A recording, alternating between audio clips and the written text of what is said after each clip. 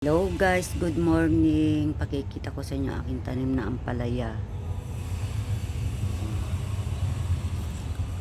Ayan ang mga bunga. Masarap pang sahog sa pakbet. Maliliit lang, hindi sa mapait. Ayan ang mga bunga.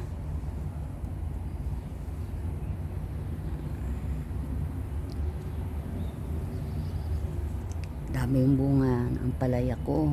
Doon pa sa labas. Yan.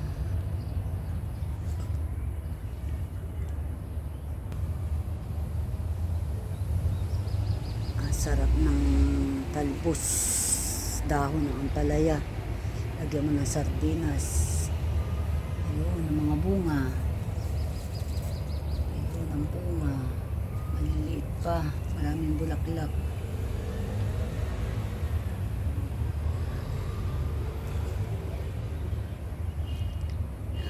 Kahit nasa ibang bansa ka, magtanim-tanim ka rin para hindi ka na bumili ng gulay. Pag na-miss mo ang gulay sa Pilipinas, ayan, dami.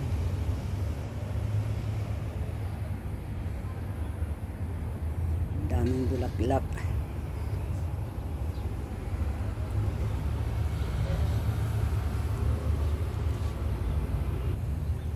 Meron din ako tanim na sili.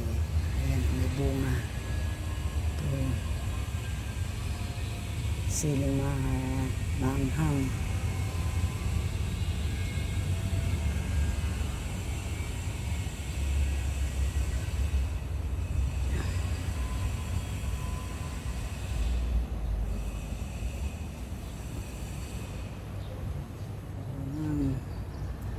Mga ilang araw lang pwede nang pitasin itong mga bunga.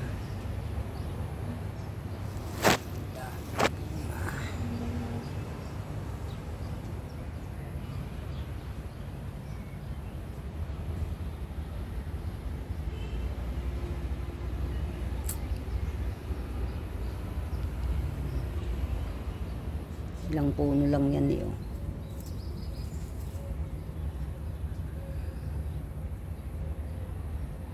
Thank you for watching guys. Don't forget to subscribe to my channel. Bye bye.